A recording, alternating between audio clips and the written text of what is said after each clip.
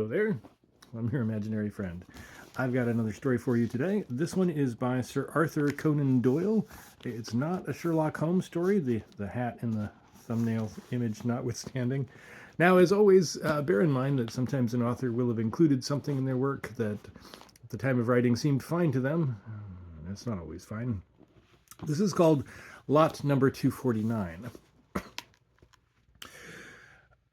Of the dealings of Edward Bellingham with William Monkhouse Lee, and the cause of the great terror of Abercrombie Smith, it may be that no absolute and final judgment will ever be delivered. It is true that we have the full and clear narrative of Smith himself, and such corroboration as he could look for from Thomas Styles the servant, or from the Reverend Plumptree Peterson, fellow of Olds, and from such other people as chanced to gain some passing glance at this or that incident in a singular chain of events.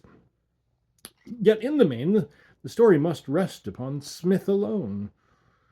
Then the most will think that it is more likely that one brain, however outwardly sane, has some subtle warp in its texture, some strange flaw in its workings, than that the path of nature has been overstepped in open day in so famed a centre of learning and light as the University of Oxford. Yet, when we think how narrow and how devious this path of nature is, how dimly we can trace it, for all our lamps of science, and how from the darkness which girds it round great and terrible possibilities loom ever shadowly upwards, it is a bold and confident man will put a limit to the strange bypaths into which the human spirit may wander. In a certain wing of what we will call Old College in Oxford, there is a corner turret of an exceeding great age.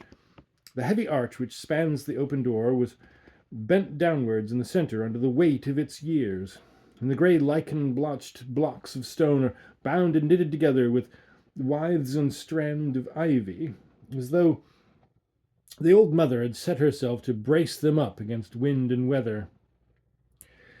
From a door, a stone stair curves upwards spirally, passing two landings and terminating in a third one, its steps all shapeless and hollowed by the tread of so many generations of the seekers after knowledge.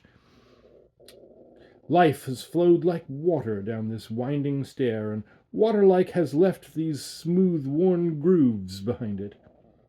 From the long-gowned pedantic scholars of Plantagenet days, down to the young bloods of a later age, how full and strong had been that tide of young English life, and what was left now of all those hopes, those strivings, those fiery energies, save here and there in some old-world churchyard, a few scratches upon a stone, and perchance a handful of dust in a mouldering coffin. Yet here were the silent stair and the grey old wall, with bend and saltire and many another heraldic device still to be read upon its surface, like grotesque shadows thrown back from the days that had passed.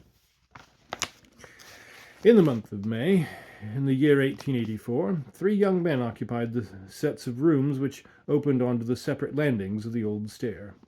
Each set consisted simply of a sitting room and a bedroom, while the 2 corresponding rooms upon the ground floor were used, the one as a coal cellar and the other as the living room of the servant or scout, Thomas Styles, whose duty it was to wait upon the 3 men above him. To right and to left was a line of lecture rooms and of offices, so that the dwellers in the old turret enjoyed a certain seclusion, which made the chambers popular among the more studious undergraduates. Such were the 3 who occupied them now: Abercrombie Smith above, Edward Bellingham beneath him, and William Monkhouse Lee upon the lowest story. It was 10 o'clock on a bright spring night, and Abercrombie Smith lay back in his armchair, his feet upon the fender and his briar-root pipe between his lips. In a similar chair, and equally at his ease, there lounged on the other side of the fireplace his old school friend, Jeffro Hasty. Both men were in flannels, for they had spent their evening upon the river. But apart from their dress, no one could look at their hard-cut, alert faces without seeing that they were open-air men, men whose minds and tastes turned naturally to all that was manly and robust. Hasty, indeed, was stroke of his college boat, and Smith was an even better oar, but a coming examination had already cast its shadow over him and held him to his work, save for the few hours a week which health demanded. A litter of medical books upon the table, with scattered bones, models, and anatomical plates, pointed to the extent as well as the nature of his studies, while a couple of single sticks and a set of boxing gloves above the mantelpiece hinted at the means by which, with Hasty's help, he might take his exercise in its most compressed and least distant form. They knew each other very well, so well that they could sit now in that soothing silence, which is the very highest development of companionship. "Have some whiskey," said Abercrombie Smith at last, between two cloudbursts. "Scotch in the jug and Irish in the bottle." "No, thanks. I'm in for the scolds. I don't liquor while I'm training. How about you?" "I'm reading hard. I think it best to leave it alone." Hasty nodded, and they relapsed into a contented silence. "By the way, Smith," asked Hasty presently, "have you made the acquaintance of either of your fellows on the stair yet?" "Just a nod as we pass, nothing more." "No. I should be inclined to let it stand at that. I know something of them both. Not much, but as much as I want. I don't think I should take them to my bosom if I were you. Not that there's much amiss with Monkhouse Lee." "Meaning the thin one?" "Precisely. He's a gentlemanly little fellow. I don't think there's any vice in him. But then you can't know him without knowing Bellingham." "Meaning the fat one?" "Yes, the fat one. He's a man whom I, for one, would rather not know." Abercrombie Smith raised his eyebrows and glanced across at his companion. "What's up, then?" he asked. "Drink? Cards? Cad?" He used not to be censorious. "Ah, you evidently don't know the man, or you wouldn't ask. There's something damnable about him, something reptilian. My gorge always rises at him. I should put him down as a man with secret vices, an evil liver. He's no fool, though. They say that he's one of the best men in his line that they have ever had in the college." "Medicine or classics?" "Eastern languages. There's a demon at them. Chillingworth met him somewhere above the Second Cataract last long, and he told me that he'd just prattled to the Arabs as if he'd been born and nursed and weaned among them. He talked Coptic to the Copts, and Hebrew to the Jews, and Arabic to the Bedouins, and they all were all ready to kiss the hem of his frock coat. There's some old hermit Johnnies up in those parts who sit on rocks and scowl and spit at the casual stranger. Well, when they saw this chap Bellingham, before he had said 5 words, they just lay down on their bellies and wriggled. Chillingworth said they never saw anything like it. Bellingham seems to take it as his right, too, and strutted about among them and talked down to them like a Dutch uncle. Pretty good for an undergrad of Olds, wasn't it?" "Why do you say you can't know Lee without knowing Bellingham?" "Because Bellingham is engaged to his sister Evelyn. Such a bright little girl, Smith. I know the whole family well. It's disgusting to see that brute with her. A toad and a dove, that's what they always remind me of." Abercrombie Smith grinned and knocked his ashes out against the side of the grate. "You show every card in your hand, old chap," said he. "What a prejudiced, green-eyed, evil-thinking old man it is. You have really nothing against the fellow except that." "Well, I've known her ever since she was as long as that cherry-wood pipe, and I don't like to see her taking risks. And it is a risk. He looks beastly. And he has a beastly temper, a venomous temper. You remember his row with Long Norton?" "No. You always forget that I'm a freshman." "Ah, it was last winter, of course. Well, you know the towpath along by the river. There were several fellows going along it, Bellingham in front, and they came on an old market woman coming the other way. It'd been raining. You know what those fields are like when it's rained, and the path between the river and a great puddle was nearly as broad. Well, what does this swine do but keep the path and push the old girl into the mud, where she and her marketings come to terrible grief. was a blackguard thing to do, and Long Norton, who was as gentle a fellow as ever stepped, told him what he thought of it. One word led to another, and it ended in Norton laying his stick across the fellow's shoulders. There was the deuce of a fuss about it, and it's a treat to see the way in which Bellingham looks at Norton when they meet now. By Jove, Smith, it's nearly 11 o'clock. No hurry. Light your pipe again. Not I. I'm supposed to be in training. Here I've been sitting gossiping when I ought to have been safely tucked up. I'll borrow your skull if you can share it. Williams has had mine for a month. I'll take the little bones of your ear, too, if you're sure you won't need them. Thanks very much. Never mind a bag. I can carry them very well under my arm. Good night, my son, and take my tip as to your neighbor. When Hasty, bearing his anatomical plunder, had clattered off down the winding stair, Abercrombie Smith hurled his pipe into the waste-paper basket and, drawing his chair nearer to the lamp, plunged into a formidable green-covered volume, adorned with great coloured maps of that strange internal kingdom of which we are all hapless and helpless monarchs. Though a freshman at Oxford, the student was not so in medicine, for he had worked for 4 years at Glasgow and at Berlin, and this coming examination would place him finally as a member of his profession.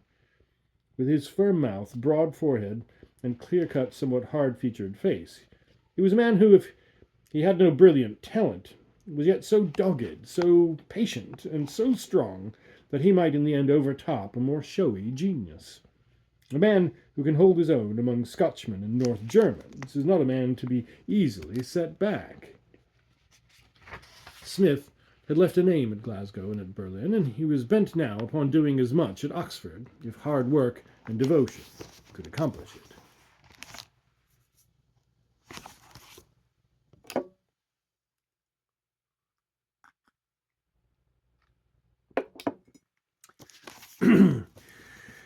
He'd sat reading for about an hour, when the hands of the noisy carriage clock upon the side table were rapidly closing together upon the 12, when a sudden sound fell upon the student's ear, a sharp, rather shrill sound, like the hissing intake of a man's breath who gasps under some strong emotion. Smith laid down his book and slanted his ear to listen. There was no one on either side or above him, so that the interruption came certainly from the neighbor beneath, the same neighbor of whom Hasty had given so unsavory an account. Smith knew him only as a flabby, pale-faced man of silent and studious habits, a man whose lamp threw a golden bar from the old turret even after he had extinguished his own. This community in lateness had formed a certain silent bond between them. It was soothing to Smith when the hours stole on toward dawning to feel that there was another so close who set as small a value upon his sleep as he did. Even now, as his thoughts turned towards him, Smith's feelings were kindly. Hasty was a good fellow. He was rough, strong-fibred, with no imagination or sympathy. He could not tolerate departures from what he looked upon as the model type of manliness. If a man could not be measured by a public school standard, then he was beyond the pale with Hasty. Like so many who are themselves robust, he was apt to confuse the constitution with the character, to ascribe to want of principle what was really a want of circulation. Smith, with his stronger mind, knew his friend's habit, and made allowance for it now as his thoughts turned towards the man beneath him. There was no return of the singular sound, and Smith was about to turn to his work once more, when suddenly there broke out in the silence of the night a hoarse cry, a positive scream, the call of a man who was moved and shaken beyond all control. Smith sprang out of his chair and dropped his book. He was a man of fairly firm fibre, but there was something in the sudden, uncontrollable shriek of horror which chilled his blood and pringled in his skin. Coming in such a place and at such an hour, it brought 1,000 fantastic possibilities into his head. Should he rush down, or was it better to wait? He had all the national hatred of making a scene, and he knew so little of his neighbour that he would not lightly intrude upon his affairs. For a moment he stood in doubt, and even as he balanced the matter, there was a quick rattle of footsteps upon the stairs, and young Monkhouse Lee, half-dressed and as white as ashes, burst into his room. "Come down," he gasped. "Bellingham's ill." Abercrombie Smith followed him closely downstairs into the sitting-room, which was beneath his own, and Intent as he was upon the matter in hand, he could not but take an amazed glance around him as he crossed the threshold. It was such a chamber as he'd never seen before, a museum rather than a study. Walls and ceiling were thickly covered with 1,000 strange relics from Egypt and the East, tall angular figures bearing burdens or weapons stalked in an uncouth frieze round the apartments. Above were bull-headed, stork-headed, cat-headed, owl-headed statues with viper-crowned, almond-eyed monarchs and strange beetle-like deities cut out of the blue Egyptian lapis lazuli. Horus and Isis and Osiris peeped down from every niche and shelf, while across the ceiling a true son of old Nile, a great hanging-jawed crocodile, was slung in a double noose. In the center of this singular chamber was a large square table, littered with papers, bottles, and the dried leaves of some graceful palm-like plant. These varied objects had all been heaped together in order to make room for a mummy case, which had been conveyed from the wall, as was evident from the gap there, and laid across the front of the table. The mummy itself, a horrid, black, withered thing, like a charred head on a gnarled bush, was lying half out of the case, with its claw-like hand and bony forearm resting upon the table. Propped up against the sarcophagus was an old yellow scroll of papyrus, and in front of it, in a wooden armchair, sat the owner of the room, his head thrown back, his widely opened eyes directed in a horrified stare at the crocodile above him, and his blue, thick lips puffing loudly with every expiration. "My God, he's dying!"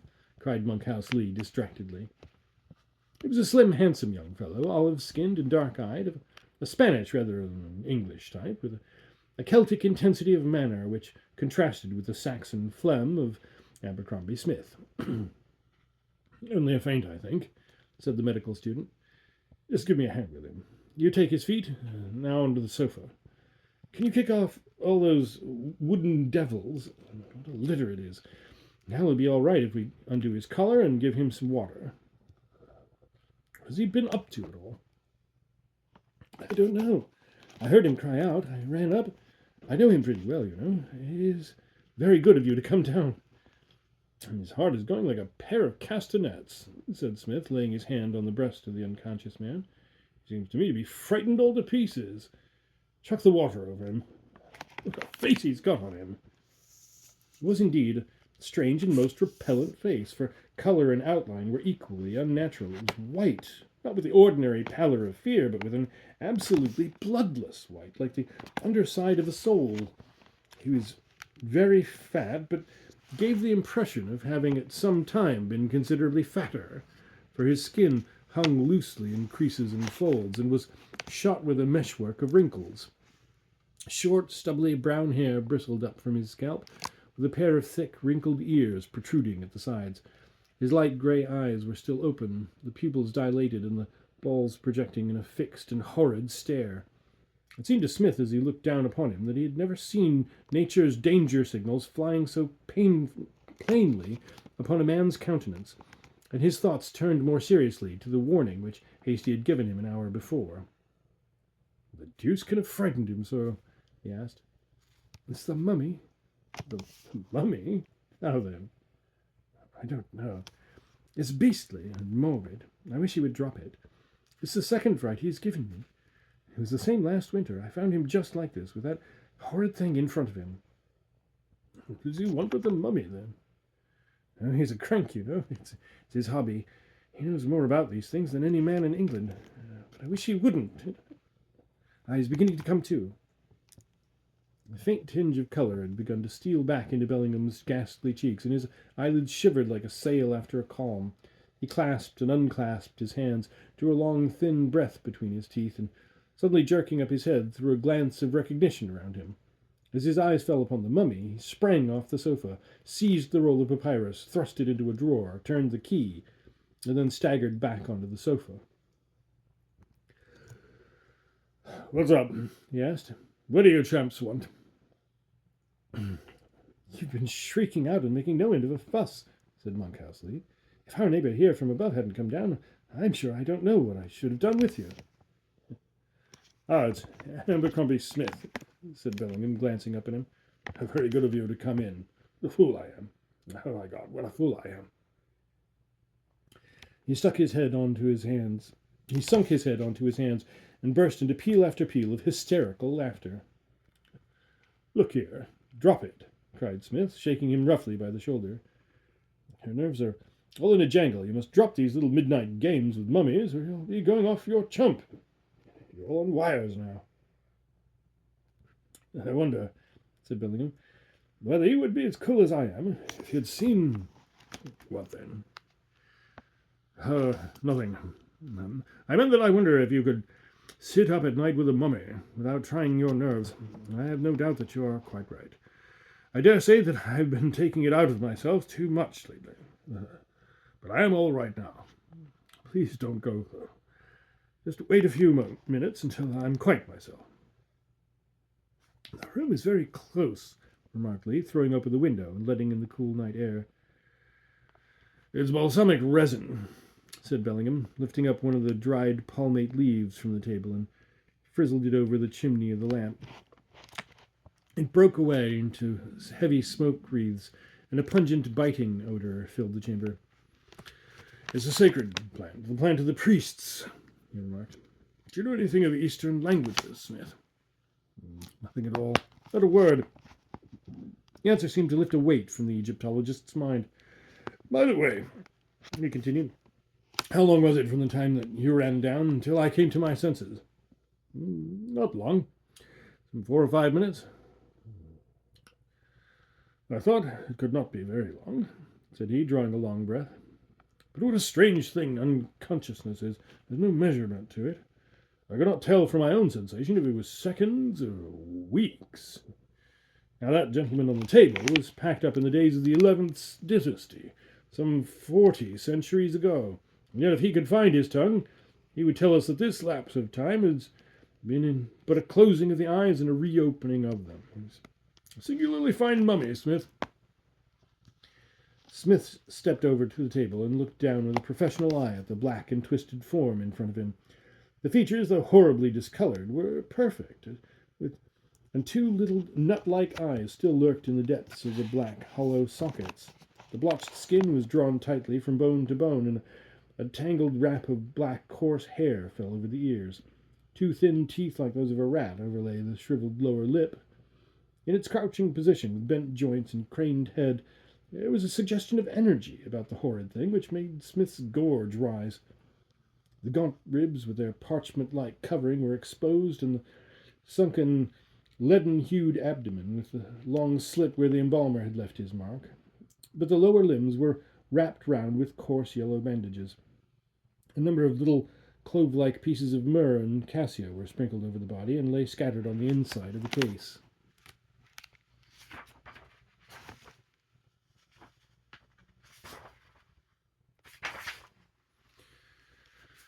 I don't know his name, said Bellingham, passing his hand over the shriveled head.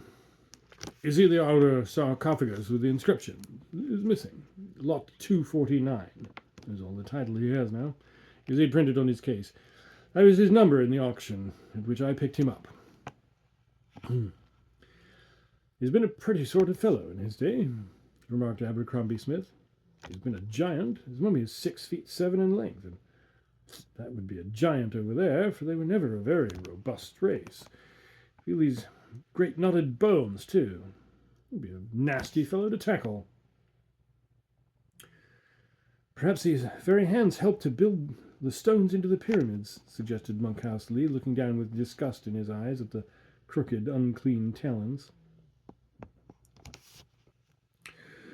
No fear. This fellow has been pickled in natron and looked after in the most approved style. They did not serve hodsmen in that fashion. Salt or bitumen was enough for them. It has been calculated this sort of thing cost about £730 in our money. Our friend was a noble at the least. What do you make of that small inscription near his feet, Smith? I told you that I know no Eastern tongue. So you did. It's the name of the embalmer, I take it. Very conscientious worker he must have been. I wonder how many modern works will survive 4,000 years.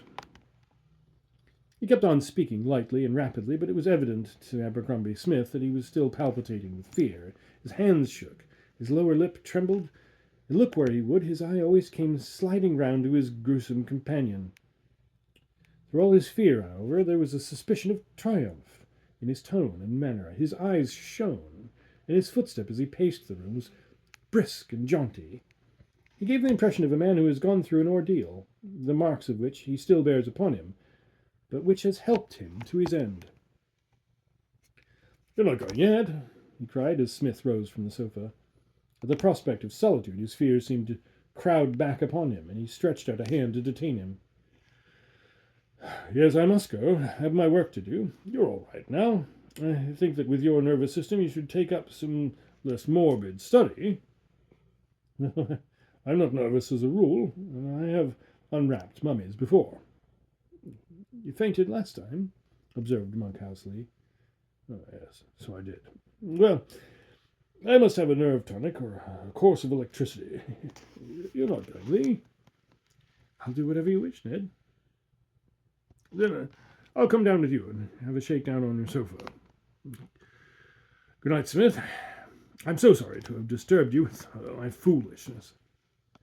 They shook hands, and as the medical student stumbled up the spiral and irregular stair, he heard a key turn in a door and the steps of his two new acquaintances as they descended to the lower floor.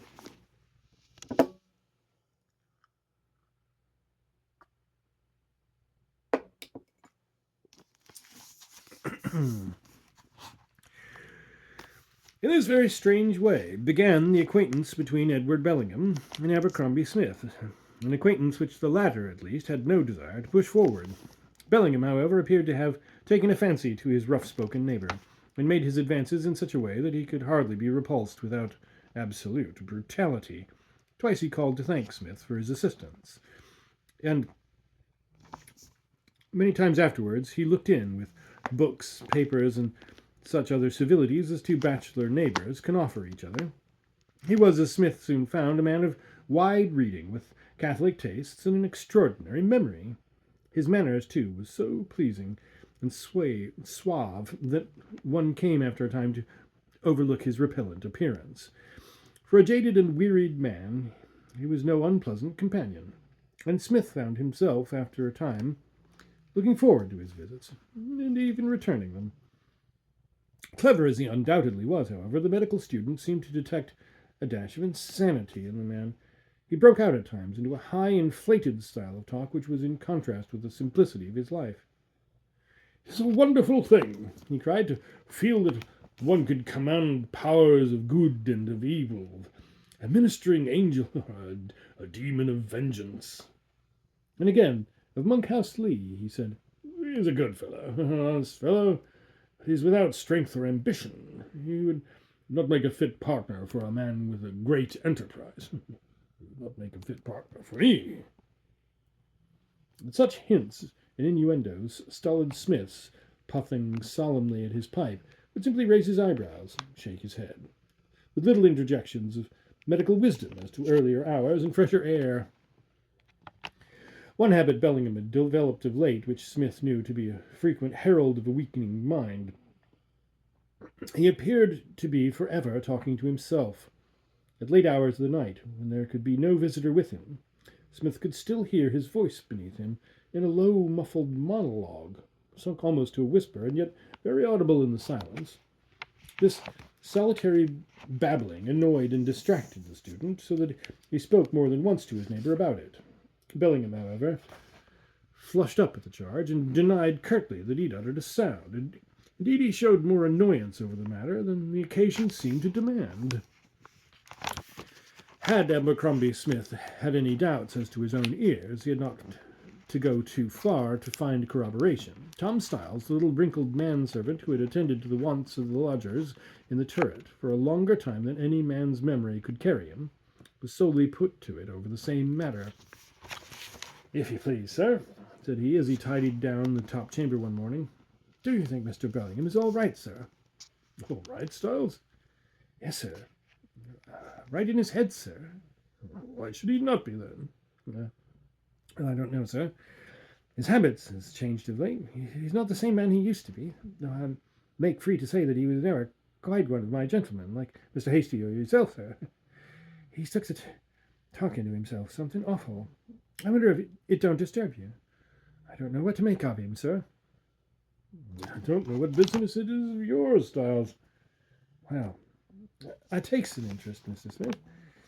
It may be forward of me, but I can't help it. I feel sometimes as if I was mother and father to my young gentleman. It all falls on me when things go wrong and the relations come. But Mr. Bellingham, sir, I want to know what it is that walks about his room sometimes when he's out, when the door's locked on the outside. Eh? Yeah, talking nonsense, Styles. Maybe so, sir. But I heard it more than once with my own ears. Rubbish, Styles. Very good, sir. You'll ring the bell if you want me. Abercrombie Smith gave little heed to the gossip of the old manservant, but a small incident occurred a few days later which left an unpleasant effect upon his mind, and brought the words of Styles forcibly to his memory. Bellingham had come up to see him late one night, and was entertaining him with an interesting account of the rock tombs of Beni Hassan in Upper Egypt, when Smith, whose hearing was remarkably acute, distinctly heard the sound of a door opening on the landing below. "There's some fellow going in or out of your room," he remarked.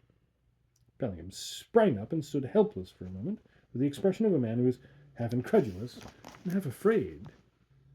"I surely locked it. I'm almost positive that I locked it," he stammered. "No one could have opened it." "Why, I hear someone coming up the steps now," said Smith. Bellingham rushed out through the door, slammed it loudly behind him, and hurried down the stairs. About halfway down, Smith heard him stop and thought he caught the sound of whispering. A moment later, the door beneath him shut, a key creaked in a lock, and Bellingham, with beads of moisture upon his pale face, ascended the stairs once more and re-entered the room. "It's all right," he said, throwing himself down in a chair. "It was that fool of a dog. He'd pushed the door open. I don't know how I came to forget to lock it." "I didn't know you kept a dog," said Smith, looking very thoughtfully at the disturbed face of his companion. "Yes, I haven't had him long. I must get rid of him. He's a great nuisance." "It must be. If you find it so hard to shut him up, I should have thought that shutting the door would have been enough, without locking it. I want to prevent old Styles from letting him out. He's of some value, you know. It would be awkward to lose him." "I'm a bit of a dog fancier myself," said Smith, still gazing hard at his companion from the corner of his eye. "Perhaps you'll let me have a look at it." "Certainly. But I'm afraid it cannot be tonight. I have an appointment. Is that clock right? Then I'm a quarter of an hour late already. You'll excuse me, I'm sure." He picked up his cap and hurried from the room. In spite of his appointment, Smith heard him re-enter his own chamber and lock his door upon the inside. This interview left a disagreeable impression upon the medical student's mind. Bellingham had lied to him, and lied so clumsily that it looked as if he had desperate reasons for concealing the truth. Smith knew that his neighbour had no dog. He knew also that the step which he had heard upon the stairs was not the step of an animal. But if it were not, then what could it be? There was old Styles' statement about the something which used to pace the room at times when the owner was absent. Could it be a woman? Smith was rather inclined to the view. If so, it would mean disgrace and expulsion to Bellingham if it were discovered by the authorities, so that his anxiety and falsehoods might be accounted for. And yet it was inconceivable that an undergraduate could keep a woman in his rooms without being instantly detected. Be the explanation what it might, there was something ugly about it, and Smith determined, as he turned to his books, to discourage all further attempts at intimacy on the part of his soft-spoken and ill-favoured neighbour. But his work was destined to interruption that night. He had hardly caught up the broken threads when a firm, heavy footfall came 3 steps at a time from below, and Hasty, in blazer and flannels, burst into the room. "Still at it?" said he, plumping down into his wonted armchair. "What a chap you are to a stew! I believe an earthquake might come and knock Oxford into a cocked hat, and you'd sit perfectly placid with 4 books among the ruins. However, I won't bore you long. 3 whiffs of baccy, and I'm off." "What's the news, then?" asked Smith, cramming a plug of bird's eye into his briar with his forefinger. Nothing very much. Wilson made 70 for the freshmen against the 11. They say that they will play him instead of Buddicombe, for Buddicombe is clean off colour. He used to be able to bowl a little, but it's nothing but half volleys and long hops now. Read him right, suggested Smith, with the intense gravity which comes upon a varsity man when he speaks of athletics. Inclined to fast, with a work from leg, he comes with the arm about 3 inches or so. He used to be nasty on a wet wicket. Oh, by the way, have you heard about Long Norton? What's that? He's been attacked. Attacked? Yes. Just as he was turning off of the High Street, and within 100 yards of the Gate of Olds. But who? Oh, that's the rub. If you said what, you'd be more grammatical. Norton swears that it was not human, and indeed, from the scratches on his throat, I should be inclined to agree with him. What then? Have we come down to spooks? Abercrombie Smith puffed his scientific contempt. Well, no, I don't think that is quite the idea either.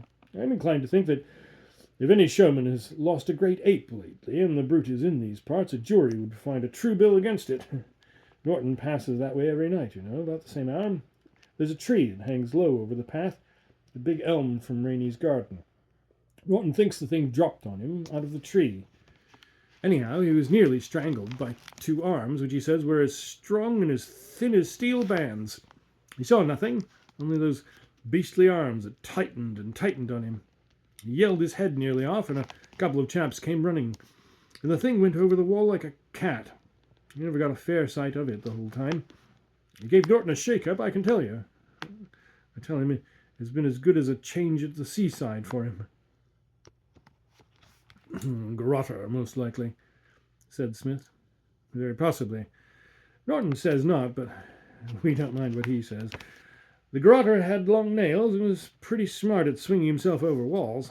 By the way, your beautiful neighbour would be pleased if he heard about it. He had a grudge against Norton, and he's not a man, from what I know of him, to forget his little debts. But hello, old chap, what have you got in your noddle? Nothing, Smith answered curtly. He'd started in his chair, and the look had flashed over his face which comes upon a man who is struck suddenly by some unpleasant idea. He looked as if something I had said had taken you on the raw. By the way, you've made the acquaintance of Master B since I looked in last, have you not? Young Monkhouse Lee told me something to that effect. Yes, I know him slightly. He's been up here once or twice. Well, you're big enough and ugly enough to take care of yourself. But he's not what I should call exactly a healthy sort of Johnny, though. No doubt he's very clever and all that. But you'll soon find out for yourself. Lee's all right. He's a very decent little fellow. Well, so long, old chap. I row Mullins for the Vice-Chancellor's pot on Wednesday week. So mind you come down in case I don't see you before. Bovine Smith laid down his pipe and turned stolidly to his books once more. But with all the will in the world, he found it very hard to keep his mind upon his work. It would slip away to brood upon the man beneath him, and upon the little mystery which hung round his chambers. Then his thoughts turned to this singular attack of which Hasty had spoken, and to the grudge which Bellingham was said to owe the object of it. The 2 ideas would persist in rising together in his mind, as though there was some close and intimate connection between them. And yet the suspicion was so dim and vague that it could not be put down in words. Confound the chap, cried Smith as he shied his book on pathology across the room. He spoiled my night's reading, and that's reason enough, if there were no other, why I should steer clear of him in the future. For 10 days, the medical student confined himself so closely to his studies that he neither saw nor heard anything of either of the men beneath him. At the hours when Bellingham had been accustomed to visit him, he took care to sport his oak, and though he more than once heard a knocking at his outer door, he resolutely refused to answer it. One afternoon, however, he was descending the stairs when, just as he was passing it, Bellingham's door flew open, and young Monkhouse Lee came out with his eyes sparkling and a dark flush of anger upon his olive cheeks. Close at his heels followed Bellingham, his fat, unhealthy face all quivering with malignant passion. "You fool!" he hissed. "You'll be sorry." "Very likely," cried the other. Mind what I say, it's off. I won't hear of it. You've promised, anyhow. Oh, I'll keep that. I won't speak. But I'd rather little Ava was in her grave. Once for all, it's off. She'll do what I say. We don't want to see you again. So much Smith could not afford hearing, but he hurried on, for he had no wish to be involved in their dispute. There had been a serious breach between them, that was clear enough, and Lee was going to cause the engagement with his sister to be broken off. Smith thought of Hasty's comparison of the toad and the dove, and was glad to think that the matter was at an end. Bellingham's face when he was in a passion was not pleasant to look upon. He was not a man to whom an innocent girl could be trusted for life. As he walked, Smith wondered languidly what would have caused the quarrel, and what the promise might be which Bellingham had been so anxious that Monkhouse Lee should keep. It was the day of the sculling match between Hasty and Mullins, and a stream of men were making their way down to the banks of the Isis. The May sun was shining brightly, and the yellow path was barred with the black shadows of the tall elm trees. On either side, the grey colleges lay back from the road, the hoary old mothers of mines looking out from their high mullioned windows at the tide of young life which swept so merrily past them. Black-clad tutors, prim officials, pale reading men, brown-faced, straw-hatted young athletes in white sweaters or many-coloured blazers, all were hurrying towards the blue winding river which curves through the Oxford meadows. Abercrombie Smith, with the intuition of an old oarsman, chose his position at the point where he knew that the struggle, if there was a struggle, would come. Far off he heard the hum which announced the start, the gathering roar of the approach, the thunder of running feet, and the shouts of the men in the boats beneath him. A spray of half-clad, deep-breathing runners shot past him and craning over their shoulders. He saw Hasty pulling a steady 36, while his opponent, with a jerky 40, was a good boat's length behind him. Smith gave a cheer for his friend, and, pulling out his watch, was starting off again for his chambers, when he felt a touch upon his shoulder and found that young Monkhouse Lee was beside him. "I saw you there," he said in a timid, deprecating way. "I wanted to speak to you, and if you could spare me a half hour. This cottage is mine. I share it with Harrington of King's. Come in and have a cup of tea." "I must be back presently," said Smith. "I'm hard on the grind at the present. But I'll come in for a few minutes with pleasure. I wouldn't have come out, only Hasty's a friend of mine." "So he's of mine. Hasn't he a beautiful style? Mullins wasn't in it, but come into the cottage. It's a little den of a place, but it is pleasant to work in during the summer months." It was a small, square, white building with green doors and shutters and a rustic trellis-work porch, standing back some 50 yards from the river's bank. Inside, the main room was roughly fitted up as a study. Deal table, unpainted shelves with books, and a few cheap oleographs upon the wall. A kettle sang upon a spirit stove, and there were tea things upon a tray on the table. "Try that chair and have a cigarette," said Lee. "Let me pour you out a cup of tea. So good of you to come in, for I know that your time is a good deal taken up. I wanted to say to you that if I were you, I should change my rooms at once." "Eh?" Smith sat staring with a lighted match in one hand and his unlit cigarette in the other. "Yes, it must seem very extraordinary, and the worst of it is that I cannot give you my reasons, for I'm under a solemn promise, a very solemn promise. But I may go so far as to say that I don't think Bellingham is a very safe man to live near. I intend to camp out here as much as I can for a time." "Not safe? What do you mean?" "That's what I mustn't say. But do take my advice and move your rooms. We had a grand row today. You must have heard us, for you came down the stairs." "I saw that you'd fallen out." "He's a horrible chap, Smith. That's the only word for him. I've had doubts about him ever since that night when he fainted. You remember, when you came down. I taxed him today, and he told me things. It made my hair rise, and wanted me to stand in with him. I'm not straight-laced, but I am a clergyman's son, you know, and I think there are some things which are quite beyond the pale. I only thank God that I found him out before it was too late, for he was to have married into my family." "This is all very fine, Lee," said Abercrombie Smith curtly, "but either you are saying a great deal too much, or a great deal too little. I give you a warning. If there is real reason for warning, no promise can bind you. If I see a rascal about to blow up a place with dynamite, no pledge will stand in my way of preventing him. But I cannot prevent him, and I can do nothing but warn you. Without saying what you warn me against. Against Bellingham. Oh, that is childish. Why should I fear him, or any man? I can't tell you. I can only entreat you to change your robes. You're in danger where you are. I don't even say that Bellingham would wish to injure you, but it might happen, for he's a dangerous neighbor just now. Perhaps I know more than you think, said Smith, looking keenly at the young man's boyish, earnest face. Suppose I tell you that someone else shares Bellingham's rooms. Monkhouse Lee sprang from his chair in uncontrollable excitement. You know, then, he gasped. A woman.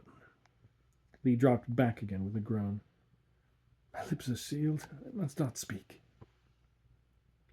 Well, anyhow, said Smith, rising, it's not likely that I should allow myself to be frightened out of rooms which suit me very nicely. It would be a little too feeble for me to move out all my goods and chattels because you say that Bellingham might in some unexplained way do me an injury. I think that I'll just take my chance and stay where I am. And as I see that it's nearly 5 o'clock, I must ask you to excuse me.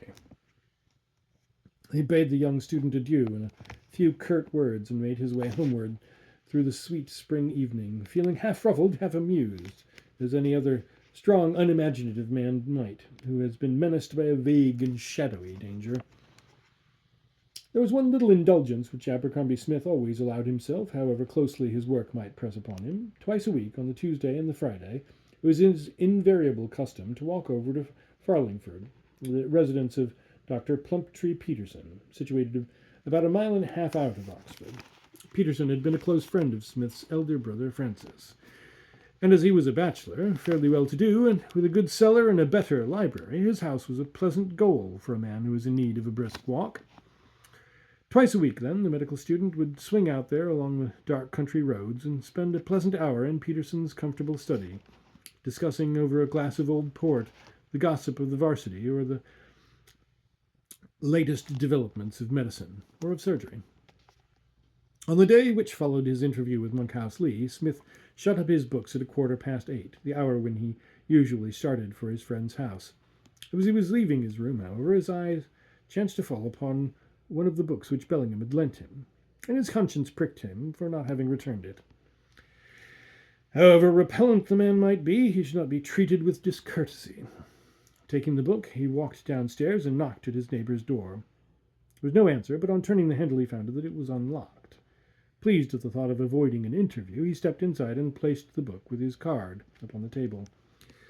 The lamp was turned half down, but Smith could see the details of the room plainly enough. It was all much as he had seen it before, the frieze, the animal-headed gods, the hanging crocodile, and the table littered over with papers and dried leaves. The mummy case stood upright against the wall, but the mummy itself was missing.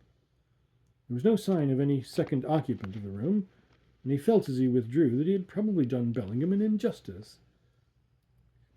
Had he a guilty secret to preserve, he would hardly leave his door open, so that all the world might enter.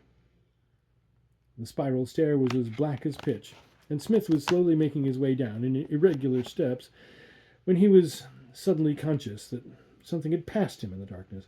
There was a faint sound, a whiff of air, a light brushing past his elbow, but so slight that he could scarcely be certain of it. He stopped and listened, but the wind was rustling among the ivy outside, and he could hear nothing else. "Is that you, Styles?" he shouted. There was no answer, and all was still behind him. Must have been a sudden gust of air, for there were crannies and cracks in the old turret, and yet he could almost have sworn that he heard a footfall by his very side. He had emerged into the quadrangle, still turning the matter over in his head, when a man came running swiftly across the smooth-cropped lawn. "Is that you, Smith?" "Hello, Hasty." "For God's sake, come at once. Young Lee is drowned. Here's Harrington of King's with the news. A doctor is out. You'll do, but come along at once. There may be life in him." "Have you brandy?" "No. I'll bring some. There's a flask on my table." Smith bounded up the stairs, taking 3 at a time, seized the flask, and was rushing down with it, when As he passed Bellingham's room, his eyes fell upon something which left him gasping and staring upon the landing. The door, which he had closed behind him, was now open, and right in front of him, with the lamplight shining upon it, was the mummy case. 3 minutes ago it had been empty. He could swear to that. Now it framed the lank body of its horrible occupant, who stood grim and stark with his black, shriveled face towards the door. The form was lifeless and inert, but it seemed to Smith as he gazed that there still lingered a lurid spark of vitality, some faint sign of consciousness in the little eyes which lurked in the depths of the hollow sockets. So astounded and shaken was he that he had forgotten his errand and was still staring at the lean, sunken figure when the voice of his friend below recalled him to himself. "Come on, Smith," he shouted. "It's life and death, you know. Hurry up. Now then," he added as the medical student reappeared, "let us do a sprint. It is well under a mile, and we should do it in 5 minutes. A human life is better worth running for than a pot." Neck and neck they dashed through the darkness, and did not pull up until, panting and spent, they had reached the little cottage by the river. Young Lee, limp and dripping like a broken water plant, was stretched upon the sofa, the green scum of the river upon his black hair, and a fringe of white foam upon his leaden-hued lips. Beside him knelt his fellow student Harrington, endeavouring to chafe some warmth back into his rigid limbs. "I think there's life in him," said Smith, with his hand to the lad's side. "Put your watch-glass to his lips. Yes, there's dimming on it. You take one arm, Hasty. Now work it as I do, and we'll soon pull him round." For 10 minutes they worked in silence, inflating and depressing the chest of the unconscious man. At the end of that time, a shiver ran through his body, his lips trembled, and he opened his eyes. The 3 students burst out into an irrepressible cheer. "Wake up, old chap. You've frightened us quite enough. Have some brandy. Take a sip from the flask." "He's all right now," said his companion Harrington. "Heavens, what a fright I got. I was reading here, and had gone out for a stroll as far as the river when I heard a scream and a splash. Out I ran, and by the time I could find him and fish him out, all life seemed to have gone. Then Simpson couldn't get a doctor, for he's a game leg, and I had to run, and I don't know what I would have done without you fellows. That's right, old chap. Sit up." Monkhouse Lee had raised himself on his hands and looked wildly about him. "What's up?" he asked. "I've been in the water. Yes, I remember." A look of fear came into his eyes, and he sank his face into his hands. "How did you fall in?" "I didn't fall in." "Well then." "I was thrown in. I was standing by the bank, and something from behind picked me up like a feather and hurled me in. I heard nothing, and I saw nothing. But I know what it was, for all that." "And so do I," whispered Smith. Lee looked up with a quick glance of surprise. "You've learned, then?" he said. "You remember the advice I gave you?" "Yes. And I begin to think that I shall take it." "I don't know what the deuce you fellows are talking about," said Hasty, "but I think if I were you, Harrington, I should get Lee to bed at once. It will be time enough to discuss the why and the wherefore when he's a little stronger. I think, Smith, you and I can leave him alone now. I'm walking back to college. If you're coming in that direction, we can have a chat." But it was little chat that they had upon their homeward path. Smith's mind was too full of the incidents of the evening, the absence of the mummy from his neighbour's rooms, the step that had passed him on the stair, the reappearance, the extraordinary, inexplicable reappearance of that grisly thing, and then this attack upon Lee, corresponding so closely to the previous outrage upon another man against whom Bellingham bore a grudge. All this settled in his thoughts, together with the many little incidents which had previously turned him against his neighbour, and the singular circumstances under which he was first called in to him. What had been a dim suspicion, a vague, fantastic conjecture, had suddenly taken form, and stood out in his mind as a grim fact, a thing not to be denied. And yet how monstrous it was, how unheard of!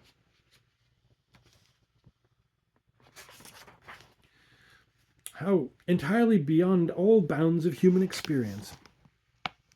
An impartial judge, or even the friend who walked by his side, would simply tell him that his eyes had deceived him, that the mummy had been there all the time, that young Lee had tumbled into the river as any other man tumbles into a river, and that a blue pill was the best thing for disordered liver.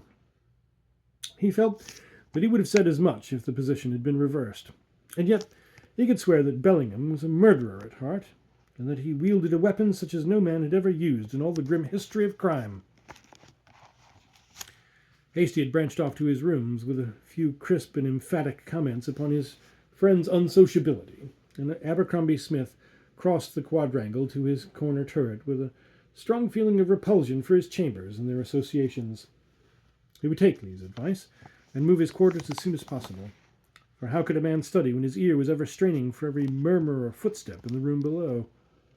He observed as he crossed over the lawn that the light was still shining in Bellingham's window, and as he passed up the staircase the door opened, and the man himself looked out at him. With his fat, evil face, he was like some bloated spider, fresh from the weaving of his poisonous web. "Good evening," said he. "Won't you come in?" "No," cried Smith fiercely. "No? You're as busy as ever. I wanted to ask you about Lee. I was sorry to hear that there was a rumor that something was amiss with him." His features were grave, but there was the gleam of a hidden laugh in his eyes as he spoke. Smith saw it, and he could have knocked him down for it. "You'll be sorrier still to hear that Monkhouse Lee is doing very well, and is out of all danger," he answered. "Your hellish tricks have not come off this time. Oh, you needn't try to brazen it out. I know all about it." Bellingham took a step back from the angry student and half closed the door as if to protect himself. "You're mad," he said. "What do you mean? Do you assert that I had anything to do with Lee's accident?" "Yes," thundered Smith. "You and that bag of bones behind you, you worked it between you. I tell you what it is, Master B. They've given up burning folk like you, but we still keep a hangman, and by George, if any man in this college meets his death while you are here, I'll have you up, and if you don't swing for it, it won't be my fault. You'll find that your filthy Egyptian tricks won't answer in England." "You're a raving lunatic," said Bellingham. "All right. You just remember what I say. But you'll find that I'll be better than my word." The door slammed, and Smith went fuming up to his chamber, where he locked the door upon the inside and spent half the night in smoking his old briar and brooding over the strange events of the evening.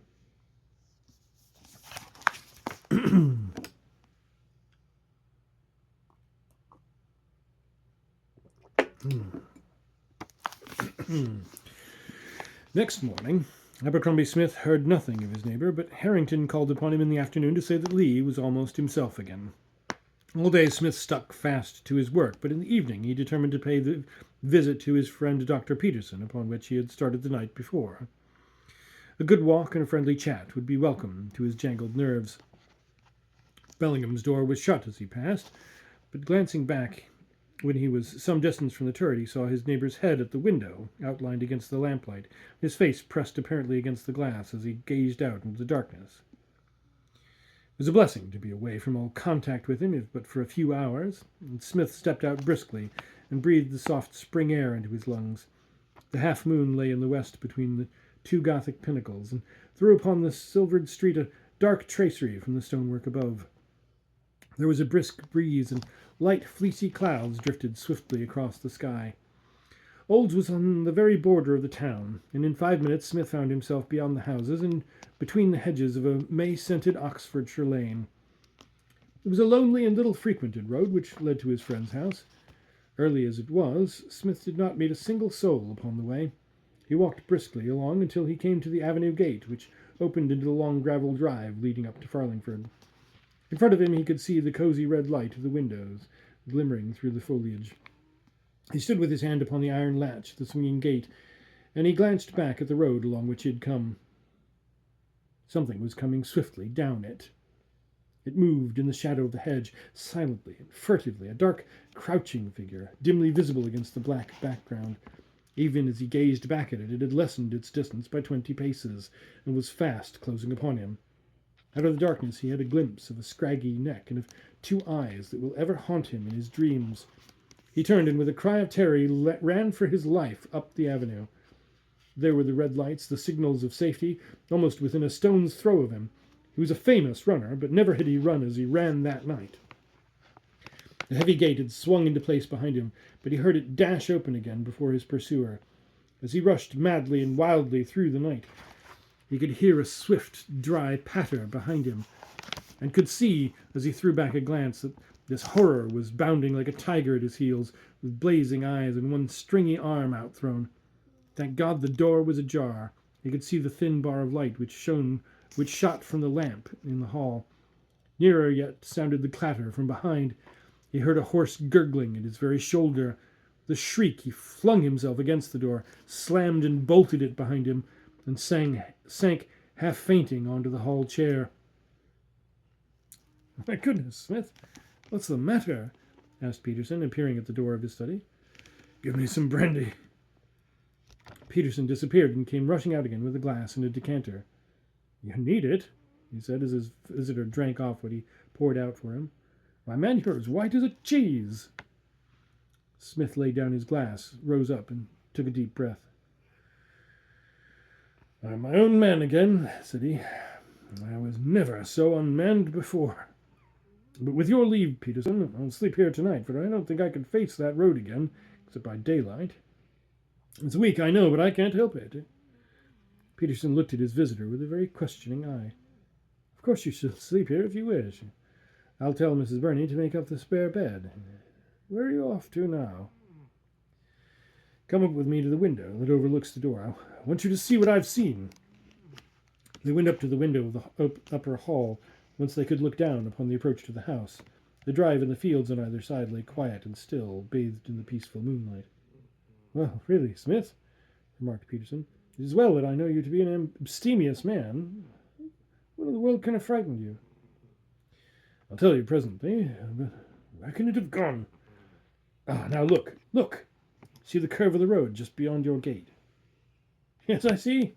You needn't pinch my arm off. I saw someone pass. I should say a man, rather thin, apparently, and tall, very tall. But what of him? And what of yourself? You're still shaking like an aspen leaf." "I've been within hand grip of the devil, that's all. But come down to your study, and I shall tell you the whole story." He did so. Under the cheery lamplight, with a glass of wine on the table beside him, and the portly form and florid face of his friend in front, he narrated, in their order, all the events, great and small, which had formed so singular a chain, from the night on which he had found Bellingham fainting in front of the mummy case, until this horrid experience of an hour ago. "There now," he said as he concluded, "that's the whole black business. It is monstrous and incredible, but it is true." Dr. Plumtree Peterson sat for some time in silence, with a very puzzled expression upon his face. "I never heard of such a thing in my life. Never," he said at last. "You've told me the facts. Now tell me your inferences." "You can draw your own. But I should like to hear yours. You have thought over the matter, and I have not." "Well, it must be a little vague in detail, but the main points seem to me to be clear enough. This fellow Bellingham, in his Eastern studies, has got hold of some infernal secret by which a mummy, or possibly only this particular mummy, can be temporarily brought to life. He was trying this disgusting business on the night when he fainted. No doubt the sight of the creature moving had shaken his nerve, even though he had expected it. You remember that almost the first words he said were to call out upon himself as a fool. Well, he got more hardened afterwards, and carried the matter through without fainting. The vitality which he could put into it was evidently only a passing thing, for I have seen it continually in its case, as dead as this table. He has some elaborate process, I fancy, by which he brings the thing to pass. Having done it, he naturally bethought him that he might use the creature as an agent. It has intelligence, and it has strength. For some purpose he took Lee into his confidence, but Lee, like a decent Christian, would have nothing to do with such a business. Then they had a row, and Lee vowed that he would tell his sister of Bellingham's true character. Bellingham's game was to prevent him, and he nearly managed it, by setting this creature of his on his track. He had already tried his powers on another man, Norton, towards whom he had a grudge. It is a merest chance that he has not 2 murders upon his soul. Then when I taxed him with the matter, he had the strongest reasons for wishing me out of the way, before I could convey my knowledge to anyone else. He got his chance when I went out, for he knew my habits and where I was bound for. I've had a narrow shave, Peterson. It is mere luck you didn't find me on your doorstep in the morning. I'm not a nervous man as a rule, and I never thought to have the fear of death put upon me as it was tonight." My dear boy, you take the matter too seriously, said his companion. Your nerves are out of order with your work, and you make too much of it. How could such a thing as this stride about the streets of Oxford, even at night, without being seen? It has been seen. There's quite a scare in the town about an escaped ape, as they imagine the creature to be. The talk of the place. Well, there's a striking chain of events. And yet, my dear fellow, you must allow that each incident in itself is capable of a more natural explanation. What? Even my adventure tonight? Certainly. You come out with your nerves all unstrung and your head full of this theory of yours. Some gaunt, half-famished tramp steals after you, and seeing you run is emboldened to pursue you. Your fears and imagination do the rest. It won't do, Peterson. It won't do. And again, in the instance of your finding the mummy case empty, and then a few moments later with an occupant, you know that it was lamplight, and the lamp was half turned down, and that you had no special reason to look hard at the case. It's quite possible that you may have overlooked the creature in the first instance. No. It's out of the question. And then Lee may have fallen into the river, and Norton been garroted. It's certainly a formidable indictment that you have against Bellingham, but if you were to place it before a police magistrate, he would simply laugh in your face. I know he would. That is why I mean to take the matter into my own hands. Eh? Yes. I feel that a public duty rests upon me, and besides I must do it, for my own safety, unless I choose to allow myself to be hunted by this beast out of the college. That would be a little too feeble. I've quite made up my mind what I shall do. And first of all, may I use your paper and pens for an hour? Most certainly. You'll find all that you want upon that side table. Abercrombie Smith sat down before a sheet of foolscap, and for an hour, and then for a second hour, his pen travelled swiftly over it. Page after page was finished and tossed aside while his friend leaned back in his armchair, looking across at him with patient curiosity. At last, with an exclamation of satisfaction, Smith sprang to his feet, gathered his papers up into order, and laid the last one upon Peterson's desk. "Kindly sign this as a witness," he said. "A witness? Of what?" "Of my signature and of the date. The date is the most important. Why, Peterson, my life may hang upon it." "My dear Smith, you're talking wildly. Let me beg you to go to bed." "On the contrary, I never spoke so deliberately in my life, and I will promise to go to bed the moment you have signed it." "But what is it?" "It is a statement of all that I have been telling you tonight. I wish you to witness it." "Certainly," said Peterson, signing his name under that of his companion. "There you are. But what is the idea?" "You will kindly retain it and produce it, in case I am arrested." "Arrested? For what?" "For murder. It is quite on the cards. I wish to be ready for every event. There is only one course open to me, and I am determined to take it." "For heaven's sake, don't do anything rash." "Believe me, it would be far more rash to adopt any other course. I hope that we won't need to bother you, but it will ease my mind to know that you have this statement of my motives. And now I am ready to take your advice and go to roost, for I want to be at my best in the morning."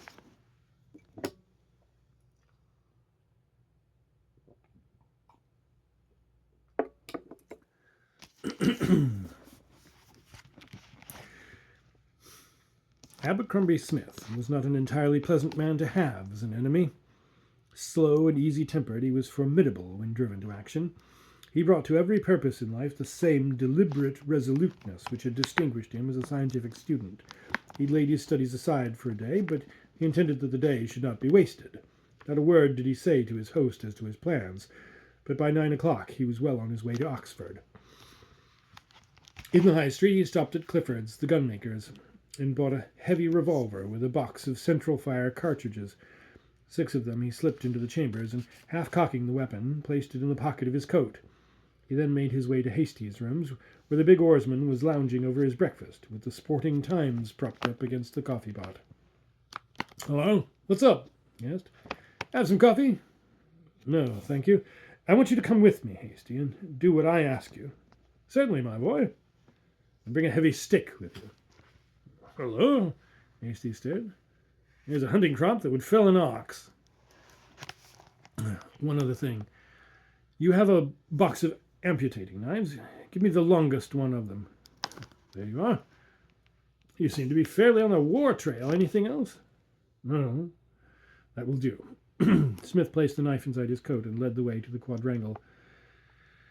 We're neither of us chickens, Hasty, said he. I think I can do this job alone, but I take you as a precaution. I'm going to have a little talk with Bellingham. If I have only him to deal with, I won't, of course, need you. If I shout, however, up you come and lam out with your whip as hard as you can lick. Do you understand? All right. I'll come if I hear you bellow. Stay here, then. I may be a little time, but don't budge until I come down. I'm a fixture. Smith ascended the stairs, opened Bellingham's door, and stepped in. Bellingham was seated behind his table, writing. Beside him, among his litter of strange possessions, towered the mummy case with its sale number 249 still stuck upon its front, and its hideous occupant stiff and stark within it. Smith looked very deliberately round him, closed the door, and then stepping across to the fireplace, struck a match and set the fire alight. Bellingham sat staring with amazement and rage upon his bloated face. Well, really now, you make yourself at home, he gasped. Smith sat himself deliberately down, placing his watch upon the table, drew out his pistol, cocked it, and laid it in his lap. Then he took the long amputating knife from his bosom and threw it down in front of Bellingham. Now then, said he, just get to work and cut up that mummy. Oh, is that it? Said Bellingham with a sneer. Yes, that is it. They tell me that the law can't touch you, but I have a law that will set matters straight. If in 5 minutes you have not set to work, I swear by the God who made me that I will put a bullet through your brain. You would murder me. Bellingham had half risen, and his face was the color of putty. Yes. And for what? To stop your mischief? 1 minute has gone. But what have I done? I know, and you know. This is mere bullying. 2 minutes are gone. But you must give me reasons. You're a madman, a dangerous madman. Why should I destroy my own property? It's a valuable mummy. You must cut it up, and you must burn it. I will do no such thing. 4 minutes are gone. Smith took up the pistol, and he looked towards Bellingham with an inexorable face. As the second hand stole round, he raised his hand, and the finger twitched upon the trigger. There, I'll do it, screamed Bellingham.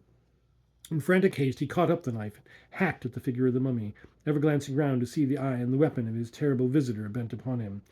The creature crackled and snapped under every stab of the keen blade. A thick yellow dust rose up from it. Spices and dried essences rained down upon the floor. Suddenly, with a rending crack, its backbone snapped asunder, and it fell, a brown heap of sprawling limbs, upon the floor. Now into the fire, said Smith. The flames leaped and roared as the dried and tinder-like debris was piled upon it. The little room was like the stoke-hole of a steamer, and the sweat ran down the faces of the two men. But still the one stooped and worked, while the other sat watching him with a set face. A thick, fat smoke oozed out from the fire, and a heavy smell of burned rosin and singed hair filled the air. In a quarter of an hour, a few charred and brittle sticks were all that was left of lot number 249. Perhaps that will satisfy you, snarled Bellingham with hate and fear in his little grey eyes as he glanced back at his tormentor. No, I must make a clean sweep of all your materials. You must have no more devil's tricks. In with all these leaves. They may have something to do with it. And what now? Asked Bellingham, when the leaves also had been added to the blaze. Now, the roll of papyrus which you had on the table that night. It's in that drawer, I think. No, shouted Bellingham. Don't burn that. Why, man, you don't know what you do. It's unique. It contains wisdom which is nowhere else to be found. Out with it. But look here, Smith. You can't really mean it. I'll share the knowledge with you. I'll teach you all that is in it. Or stay, let me only copy it before you burn it. Smith stepped forward and turned the key in the drawer. Taking out the yellow, curled roll of paper, he threw it into the fire and pressed it down with his heel. Bellingham screamed and grabbed at it, but Smith pushed him back and stood over it until it was reduced to a formless grey ash. "Now, Master B," said he, "I think I've pretty well drawn your teeth. You'll hear from me again if you return to your old tricks. Now, good morning, for I must go back to my studies." And such is the narrative of Abercrombie Smith as to the singular events which occurred in Old Cottage, Oxford, in the spring of '84.